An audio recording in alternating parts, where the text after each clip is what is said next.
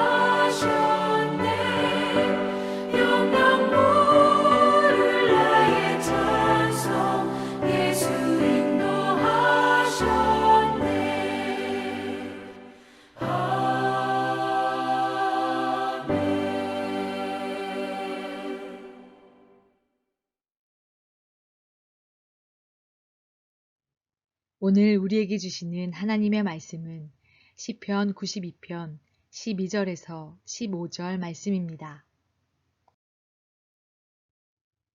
요절 말씀 함께 읽겠습니다.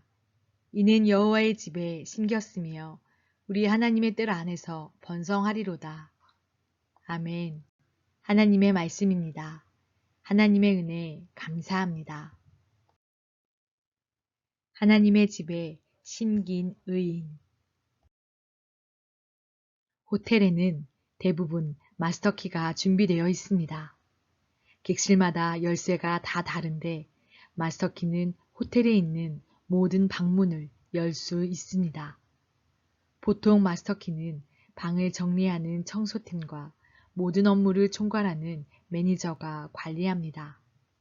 하지만 마스터키를 가지고 있다고 해서 그 방의 소유권이나 사용권까지 가지고 있는 것은 아닙니다. 호텔 주인에게서 객실 관리를 위해 문을 열 수 있는 권한만 부여받았을 뿐입니다. 하나님을 믿고 그 말씀대로 살아가는 의인에게는 형통케 되는 복이 주어집니다. 이 형통함은 우리 인생에 허락하신 마스터키와 같습니다. 우리 삶의 주인이신 하나님의 말씀에 순종하며 나아갈 때 문제 해답이라는 문의 마스터키를 우리에게 허락하심이 바로 형통입니다.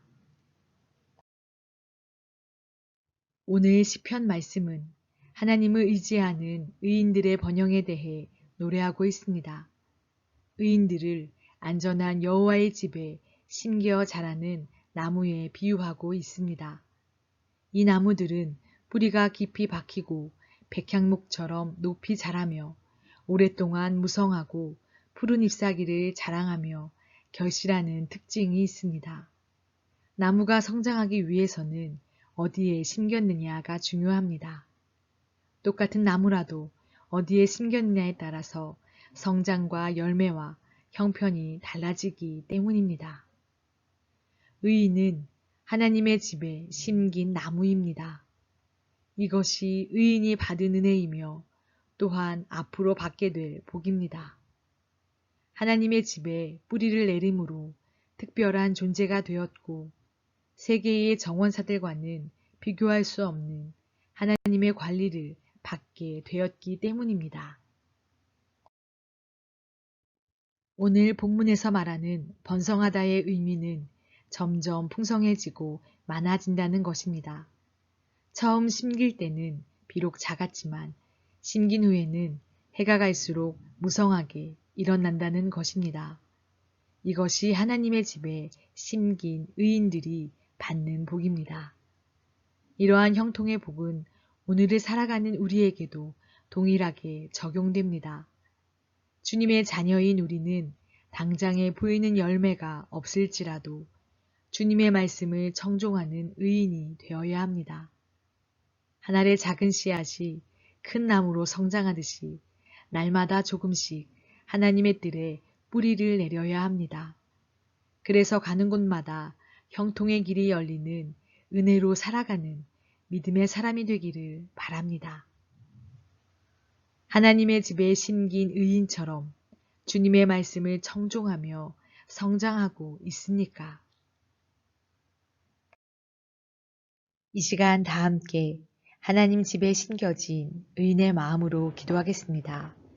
첫째, 코로나19의 종식을 위해 사회적 거리두기 3단계를 앞두고 있는 상황에서 느슨해진 개인 방역에 자세를 고추 세우고 대면 예배의 자리를 더욱 확실하게 지킬 수 있도록 낮은 온도에 강한 코로나 바이러스에 대한 경각심을 늦추지 않고 백신 개발의 성공적인 개발과 이를 위해 애쓰는 방역 당국을 위해 기도합니다.